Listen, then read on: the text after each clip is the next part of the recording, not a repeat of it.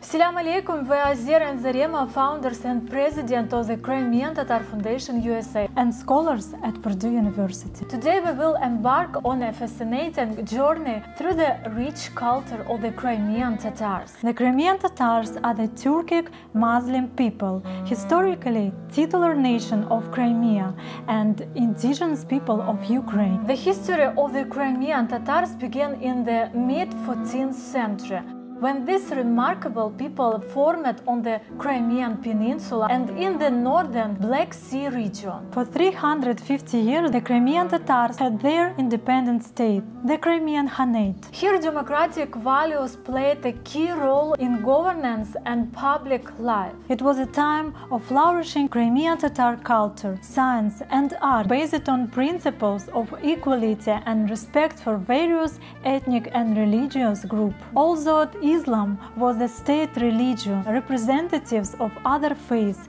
enjoyed freedom of religion and had equal rights. This created an atmosphere of cultural diversity and mutual enrichment. Education and science were highly valued in the Crimean Khanate. There was a developed system of madrasah, educational institutions where not only religious sciences but also astronomy, mathematics, and medicine were studied. This contributed to the formation of an educated and progressive society. Interestingly, in the 17th century, the Crimean Tatar language was even studied in France. Unfortunately, the Russian Empire occupied Crimea, which led to the beginning of a long struggle of the Crimean Tatar people to preserve identity and culture. This struggle continues to this day. The democratic traditions and the unique culture of the Crimean Tatars have undergone serious trials. The situation worsened even more in 2014, when Russia again occupied Crimea. It was second time. This occupation not only dealt a new blow to the Crimean Tatar people, but also became a harbinger to future aggression. The occupation of Crimea led to an escalation of the conflict and Russia's subsequent invasion of mainland Ukraine. Today, Crimean Tatars continue to fight for their rights, freedom, and preservation of their cultural heritage under occupation. This struggle is not only a fight for the identity of one people, but also part of a broader struggle for democratic values, the territorial integrity of Ukraine, and peace in the region. Despite all the difficulties, the Crimean Tatars managed to preserve their rich cultural heritage. UNESCO has recognized several elements of Crimean Tatar culture as intangible cultural heritage of humanity. Among them, ornek, amazing ornamental art, Haytarma, a traditional dance of the Crimean Tatar people nation. The dance symbolizes natural cycles and eternal movement. Culinary masterpieces, juicy chiberek and yantıks. A unique method of coffee preparation that turns ordinary drinking into a real ritual. Each of these elements is a separated chapter in the book of the Crimean Tatar culture, full of symbolism and deep meaning. Now let's take a closer look at ornek.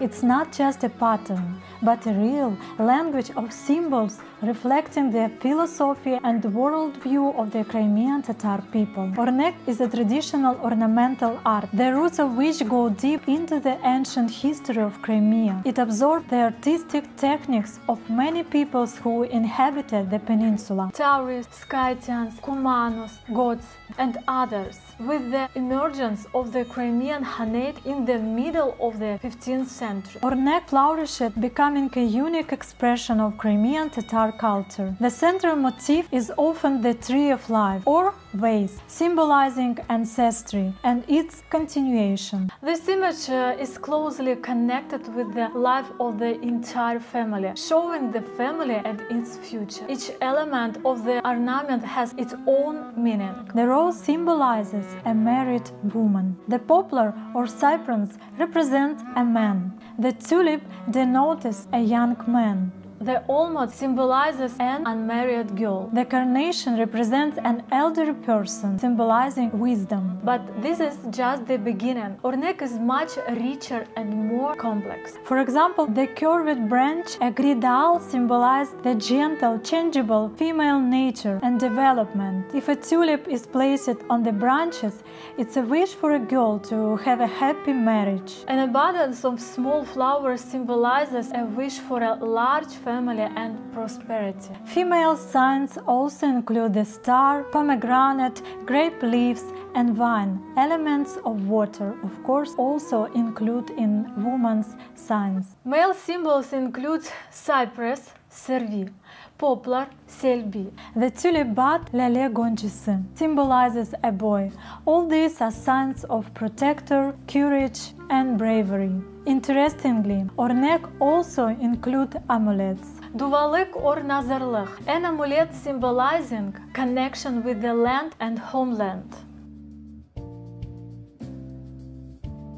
Thorns and needles, kostigin, means protection from the evil eyes. Images of house, Eva, and flower vase also serve as amulets. Love and marriage in ornek are symbolized by a boat, a rose inside a tulip, or tulip inside a rose. It's important to know that ornek never depicts animals. Masters avoid literal images, turning plants and objects into geometrized symbols. Colors often differ from real ones, creating an effect of dematerialization and emphasizing the symbolic nature of the images. Ornek not only decorated household items but also conveyed information about the owner, their beliefs, social status, marital status. Moreover, the pattern served as a magical protection from natural disasters, disease, the evil eye, and evil spirit. Today, ornek continues to develop both in Crimea and in many cities of Ukraine. It remains a living language of Crimean Tatar culture, expressing love for the homeland, striving for peace and prosperity, the importance of family and the continuation of the lineage. Studying ornek, we seem to read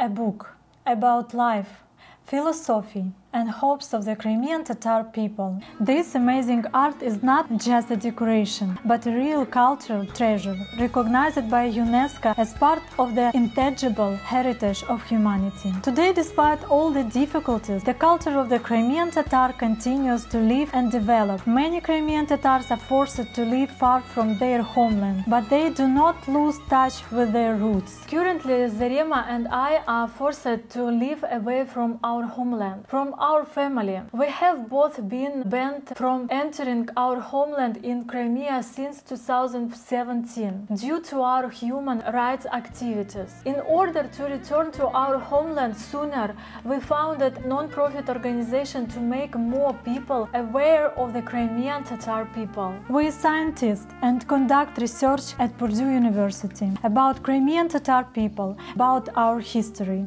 Today we are not just talking about the rich culture of the Crimean Tatars. We invite you to become part of an important mission to preserve and revive it, to protect and popularize the unique heritage of Crimean Tatar people. Join us in this important cause. Together we can not only preserve but also revive Crimean Tatar culture, making it a vibrant part of the world's cultural landscape. Let's create a future together where culture diversity is valued and thrives.